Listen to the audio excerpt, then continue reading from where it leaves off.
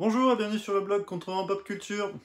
Je suis content de vous retrouver pour vous parler aujourd'hui de romans de fantasy et en particulier d'un roman de fantasy américain qui a eu beaucoup de succès, qui est très connu, qui s'appelle Le Nom du Vent de Patrick Rothfuss chez Brajlon.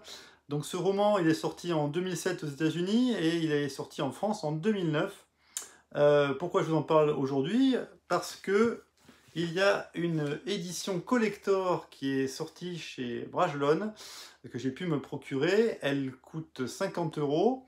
C'est une très belle édition illustrée par Marc Simonetti, que je vais vous faire découvrir. Il existe aussi, on peut encore la trouver à l'heure actuelle, il existe aussi une édition super collector qui coûte 100 euros. La différence, c'est qu'elle est dans un fourreau et qu'elle est dorée complètement, et qu'il y a aussi un livret d'appendices où l'auteur parle de la monnaie, des langages, des cartes, voilà, il y a un petit livret en plus qui n'est que dans cette édition super collector, et en plus elle est dédicacée, signée par l'auteur.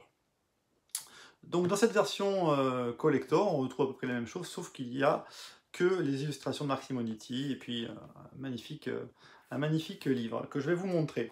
Alors, Le Nom du Vent, ça parle de quoi? C'est une trilogie au départ, hein, qui est écrite. Les deux premiers tomes sont sortis, donc le premier tome, Le Nom du Vent, le deuxième tome, La Peur du Sage. Le deuxième tome a été découpé en deux livres par Brajlon. Le troisième tome, lui, n'est toujours pas sorti, hein. Le deuxième tome est sorti en 2012. Et le troisième tome, lui, est toujours en attente. C'est pour ça que de nombreux fans sont un peu fâchés contre l'auteur Patrick Rothfuss, qui avait dit qu'il avait déjà tout écrit au moment de la sortie du premier tome. Voilà, qui attendent avec impatience les Portes de Pierre, The Doors of Stone, qui est annoncé régulièrement pour sortir. On parle d'une sortie là, 2021, donc ça serait bien qu'il clôture son histoire. Euh, le Nom du Vent a eu énormément de succès et c'est classé parmi les best-sellers du New York Times. Et le tome 2 a eu le prix David Gemmell, qui est un prix qui récompense les meilleurs romans de fantasy. Donc c'est bien un roman de fantasy. Ça parle de quoi, donc, Le Nom du Vent? Le Nom du Vent, ça parle de Quoth, qui est un personnage quasi légendaire, qui a accompli des exploits incommensurables. D'ailleurs, au dos du livre, on peut lire J'ai libéré des princesses, j'ai incendié la ville de Trébon, j'ai suivi des pistes au clair de lune que personne n'ose évoquer durant le jour, j'ai conversé avec des dieux, aimé des femmes et écrit des chansons qui font pleurer les ménestrels. J'ai été exclu de l'université à un âge où l'on est encore trop jeune pour y entrer. J'y étais allé pour apprendre la magie, celle dont on parle dans les histoires. Je voulais apprendre le nom du vent. Mon nom est Quoth, vous avez dû entendre parler de moi. Donc voilà, tout de suite, ça met la barre très très haute. On se dit, voilà, c'est un personnage qui a fait des choses absolument extraordinaires. Et du coup, quand on lit le livre, on s'attend à de la fantaisie un peu épique, avec des combats, des batailles, des créatures. Et finalement, la première fois que j'ai lu Le Nom du Vent, j'ai été déçu en fait, parce que je m'attendais pas du tout au livre que j'ai lu. Je m'attendais à quelque chose de beaucoup plus, voilà, comme peut le faire la postface, extraordinaire, voilà, avec beaucoup de combats. Alors qu'en fait, l'auteur le dit tout de suite en introduction de son livre. Euh, il dédicace le livre à ma mère qui m'a appris à aimer les livres et m'a ouvert les portes de Narnia, de Perne et de la Terre du Milieu. Et à mon père qui m'a appris que si je devais faire quelque chose, il fallait que je prenne mon temps et que je le fasse bien. Et ça résume complètement Le Nom du Vent de Patrick Rothfuss, qui est son premier livre, qui a un succès extraordinaire. C'est qu'en fait, il prend son temps.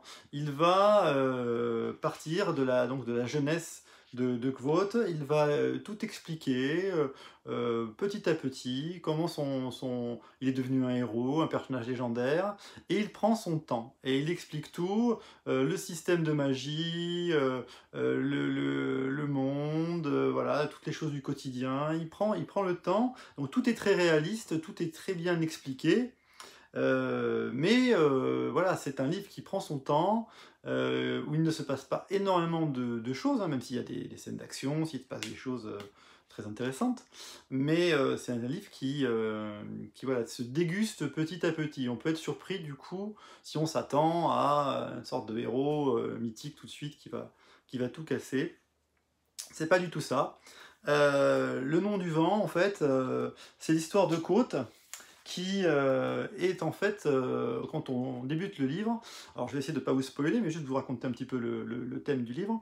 En fait, on retrouve au début du livre un personnage qui est retiré dans une auberge, l'auberge de la Pierre le Dressé, et qui en fait se cache. Voilà, on ne sait pas trop pourquoi, on pense qu'il a fait des choses terribles. Il se cache comme simple aubergiste avec un apprenti qui s'appelle Bast, et là il est bien planqué dans un petit village à attendre que sa vie passe. Et puis un scribe, le chroniqueur, va s'arrêter dans son auberge et va le reconnaître, il vient sûrement parce qu'il a eu des informations qui ont fait qu'il savait qu'il se trouvait là, et va essayer de recueillir son histoire, et donc Vought va accepter de raconter sa vie. Et donc il lui dit par contre, ça va prendre son temps, et on va commencer par le début, et je vais vous raconter toute ma vie, et ce qui a fait que je suis un personnage légendaire. Et donc il commence par sa vie d'enfant, de jeune homme, où il est un Edemarou, c'est-à-dire une sorte d'artistes ambulants, voilà, qui sont dans une troupe qui passe de village en village, et qui font des spectacles de chant. Et d'ailleurs, il est très doué, Kvothe, aux luttes. Et donc, ils se promènent, ils apprennent beaucoup de choses, racontent des histoires. C'est des colporteurs aussi d'histoires. Et Côte, en fait, va être pris, ils vont prendre quelqu'un avec eux qui est un universitaire, quelqu'un qui est un arcaniste, voilà, de l'université, qui s'appelle Abenti. Il va le prendre un peu sous sa coupe et qui va lui apprendre les rudiments de l'alchimie, de la magie. Il va voir qu'on peut utiliser le vent, connaître le nom des choses, le nom du vent, pour pouvoir faire de la magie. Et donc, Abenti va se rendre compte que Kvothe est un enfant extraordinaire, hyper précoce, hyper doué. Et il va lui conseiller d'aller à l'université comme lui pour apprendre à devenir un magicien, un sorcier. Et donc, il explique très bien, Patrick Rothfuss, le système de magie, c'est très bien, c'est très précis.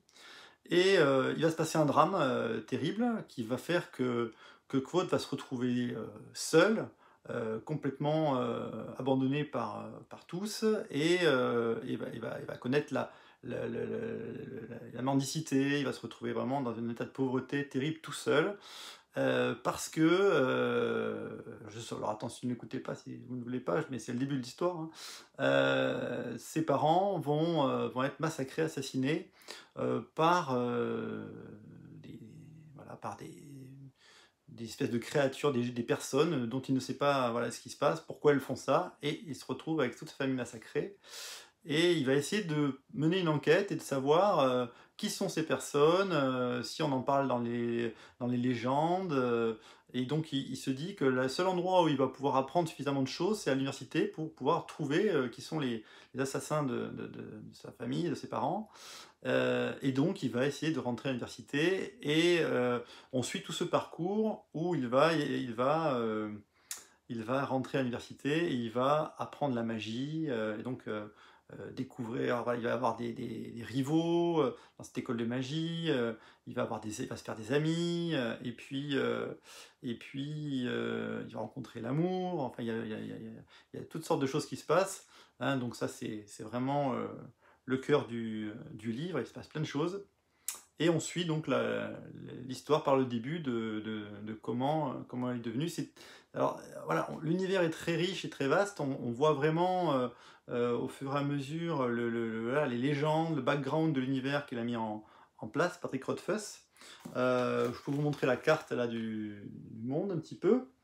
Voilà, donc le monde de fantasy classique. Et puis je vais vous montrer un petit peu cette édition. voilà, qui reprend le dessin magnifique de Marc Simoniti. Voilà. Alors, ils ont...